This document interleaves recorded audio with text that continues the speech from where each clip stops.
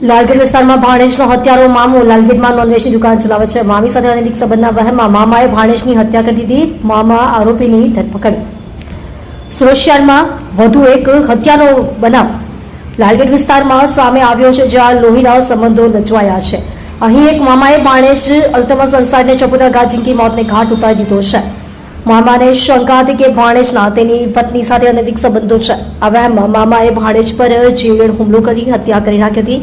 આ ચકચારિત હત્યાના ગુનામાં લાલગેટ પોલીસે હત્યારા મામા શફી ઉર્ફે શેરા અખ્તર અંસારી ઉંમર વર્ષ 36 રહે મક્કા પેલેસ હોળી બંગલા તેને દબોચી તેની ધરપકડ કરી કાર્યવાહી કરી છે.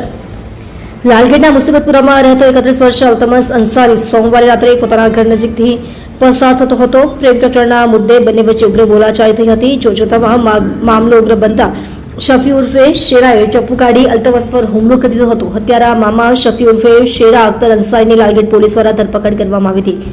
લોહી લુહાણ હાલતમાં ભાણેજને સારવાર માટે હોસ્પિટલ ખસેડાયો છે, જ્યાં સારવાર મળે તે પહેલા જ તેનું મોત થયું છે. મામાની પત્ની સાથે મૃતક ભાણેજને અફેર હોવાની શંકા લાગતી હતી, જેના કારણે અગાઉ ઝઘડો પણ થયો હતો. હત્યારો મામો નોનવેજની શોપ ચલાવે છે, જ્યારે મૃતક ભાણેજ છૂટક મજૂરી કરે છે. લાલગેટ પોલીસે ગણતરીના કલાકોમાં જ હત્યારા મામા શફી ઉર્ફે શેરા અખ્તર અંસારીની ધરપકડ કરી હત્યારા મામાને જેલ હવાલે કર્યો હતો.